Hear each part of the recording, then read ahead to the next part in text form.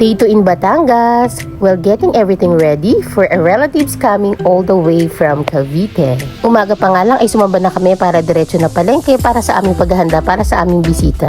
First time kasi namin magkakaroon ng ganitong klaseng get together. At sigurado naman pinaghandaan dito na aming kamag-anak from Cavite.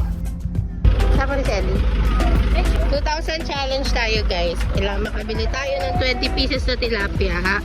2 buong manok. At kamatis.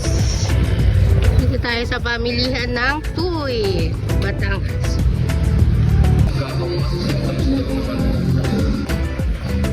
Okay, ano daw? Okay na? Yung manok pe? 2 manok po, 2 buo. 2 piraso pa? 2 buo. Maliit lang. Isda. Here. Ito medyo maliit.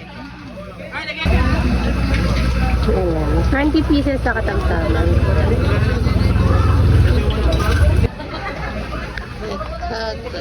Magkano po sa kamatis? 15 1 Ayun. Ayun.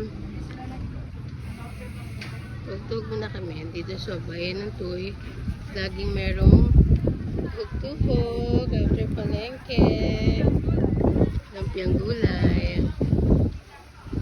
Pagka-uwi nga sa bahay, nag-breakfast muna kami dahil siguradong magiging busy na naman today. Inuno ka na nga palang lutuin ang ating adobong manok para sa susunod naman ay mga prito na lang na isda. Kasama ko ng singkamas dahil nagdala sila ng bagoong from Cavite, from Mami. So, meron din tayo dito ng tokwa, may papaitan, may mga mangga, magpiprito rin ng talong, okra, bangus. At dahil nga sa budol fight ng ating peg, marami talaga tayo kailangan lutuin. Kasi nga mga moms, 40 heads ang ating kailangan pakainin ngayon, kaya naman talagang kailangan natin magluto ng marami. Itlog na yan. Pagka talagang di na-survive yan. Ang bigit.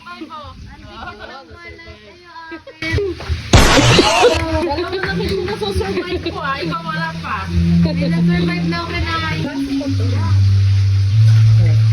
Malapit na kami sa katotohanan makaluto.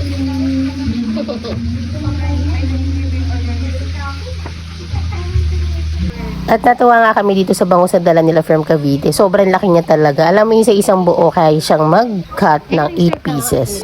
At nag-start ng ating budol fight dahil sobra namang gutom na sila guys. At dahil sa kulang na kulang isang long table sa amin mga ma'am, sa kabila na kami lamesa kumain. Diba? Ang sarap ng ganitong klaseng province vibes na budol fight. Maganda kasi sa ganito, no, yung wala ka nang huhugasang mga pinggan. Diretso tapon na ng dahon.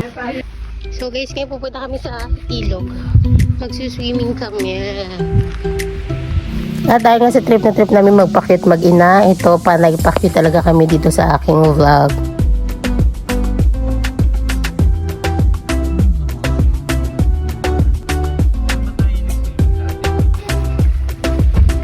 Para tayo ko naririnig na tao doon.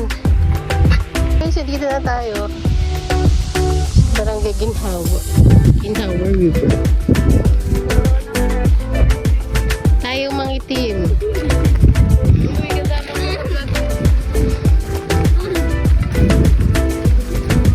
Daming tao dyan. Look! Nirin parang ko ito.